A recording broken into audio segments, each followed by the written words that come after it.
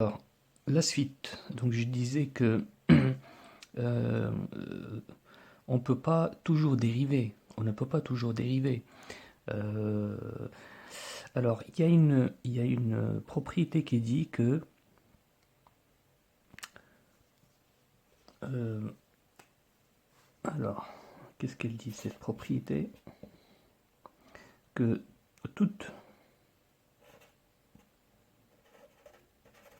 fonction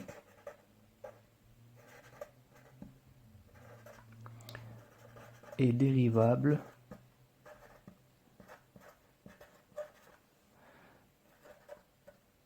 sur son ensemble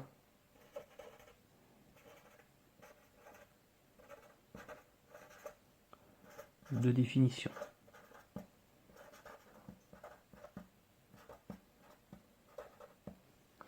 Alors, ça veut dire quoi?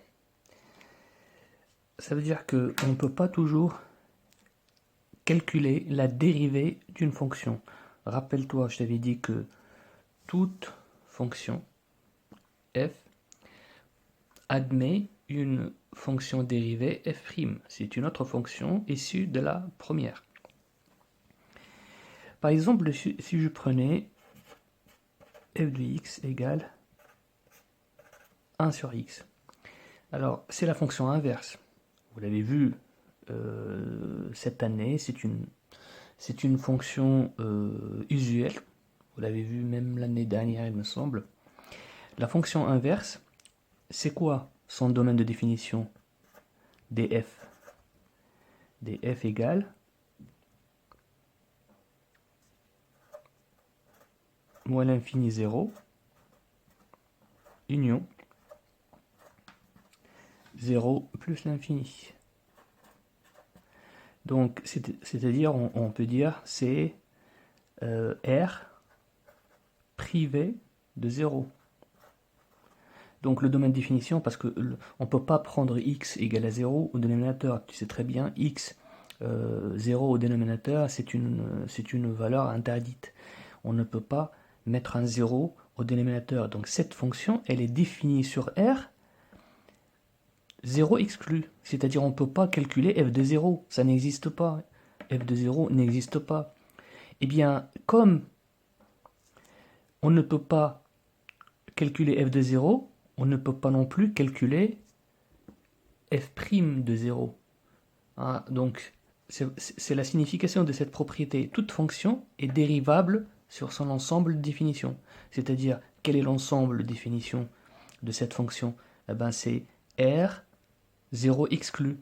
C'est-à-dire on peut calculer la dérivée de n'importe quel réel, c'est-à-dire l'image de n'importe quel réel par la fonction f', par la fonction dérivée, sauf 0. Pourquoi? Parce que 0 n'appartient pas au domaine de définition de f.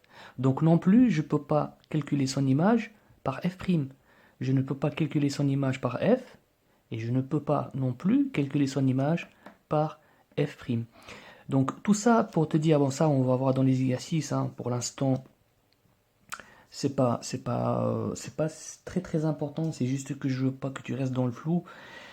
Mais ce que tu dois comprendre, c'est qu'on ne peut pas toujours dériver. On ne peut pas toujours calculer l'image de tout, de n'importe quel nombre, par la fonction dérivée. Comme ici, on ne peut pas calculer l'image de 0 par f. C'est une valeur interdite. Et il y a plein d'exemples comme ça. Eh bien, si on ne peut pas calculer l'image de 0 par f, c'est-à-dire on ne peut pas calculer l'image de 0 par la fonction f' aussi, hein, sachant que f' c'est la fonction dérivée de f. On dit alors que 0 n'est pas dérivable en f. D'accord? Il n'est pas dérivable en f, ça veut dire qu'on ne peut pas calculer son image par la fonction dérivée qui est f'. Donc on dit qu'il n'est pas dérivable en f. C'est-à-dire qu'en gros, en 0, on ne peut pas tracer une tangente. On ne peut pas tracer une tangente en 0. Bon, tout ça, on va le voir dans l'application. Donc on va faire une application, comment démontrer qu'une fonction est dérivable en a. Comme je te l'avais dit, c'est une notion qui est en cours très abstraite. Elle est un peu floue dans le cours, même si je t'explique, etc. Je sais que ça ne sera pas clair. Mais tu vas voir que en application, ça sera beaucoup plus simple, hein. Je vais te montrer comment faire concrètement dans les exercices. Donc c'est ça l'application, c'est ce que j'appelle l'application, comment démontrer qu'une fonction est dérivable en A. Et là, c'est super important, donc tu dois me suivre. Donc, je vais prendre un exemple, la fonction f de x égale x carré. Et on va te demander, la question, ça sera f est-elle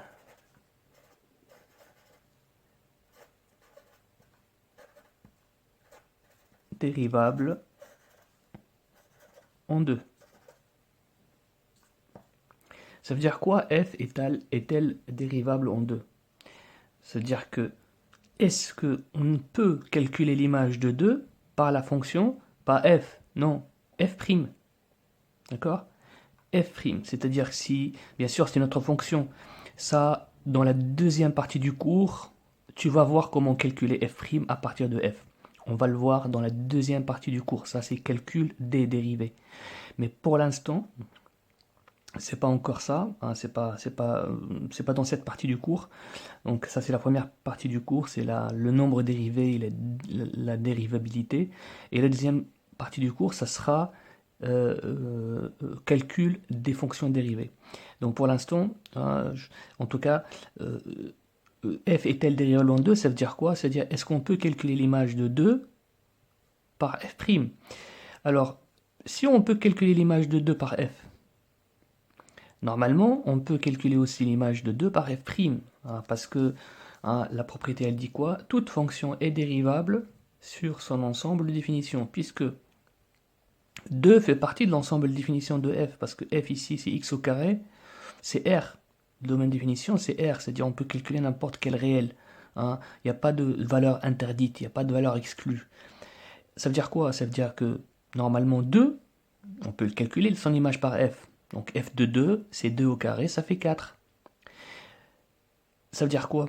Logiquement, ça veut dire qu'on peut aussi calculer l'image de 2 par f', sauf que on n'a pas la fonction f'.